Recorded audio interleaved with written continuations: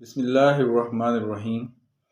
اللہ تعالیٰ کا ایک اور حکم جو کہ سورہ بقرہ 138 آیت، اللہ تعالیٰ فرماتا ہے صبغۃ اللہ ومن احسن من اللہ صبغۃ ونحن لہ عابدون۔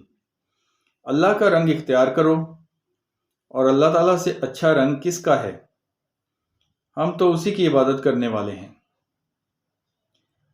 اللہ تعالیٰ کا کون سا رنگ ہے اور وہ کیسے اختیار کرنا ہے؟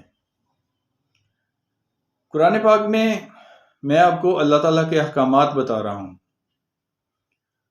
اور یہ جو احکامات ہیں ان پہ ہم چلیں گے، ان پہ اپنی زندگی گزاریں گے تو یہ اللہ کا رنگ ہے جو ہم اختیار کر رہے ہیں۔